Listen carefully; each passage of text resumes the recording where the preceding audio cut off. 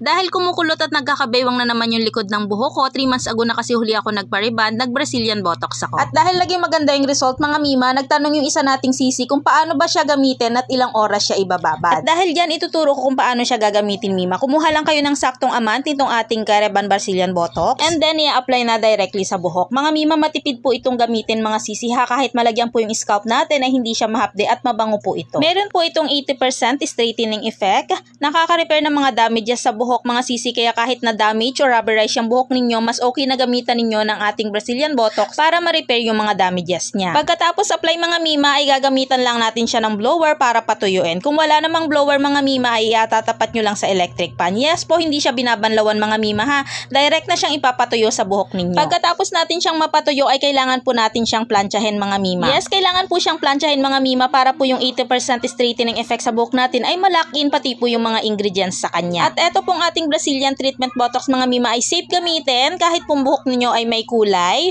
may bleach, may balayage or may highlights. Lalong-lalo na kung may damage yung buhok ninyo, mas magandang gamitan nyo po ng Brazilian Botox. At kung kaririband lang naman ang buhok ninyo or ilang months nang nariband ang buhok ninyo, mas magandang gamitan nyo ng ating Rebond Brazilian Botox para ma-maintain niya yung straight mga sis, parang bubuhayin niyo yung straight ng buhok ninyo. Nakaka-prolong or nakaka-maintain talaga siya ng straight ng buhok mga mima based on my experience, kaya naman hindi ka na laging magpapariband. At safe na safe gamitin, hindi nakaka-damage, hindi nakaka-dry, bagkos ay nakaka-repair pa nga siya ng mga dryness ng buhok natin. Continuous lang mga mima, mas mapapaganda yung buhok natin at least once a month. And then based sa mga feedback mga mima, darating yung time na hindi mo na kailangang magpa-rebond dahil maganda na yung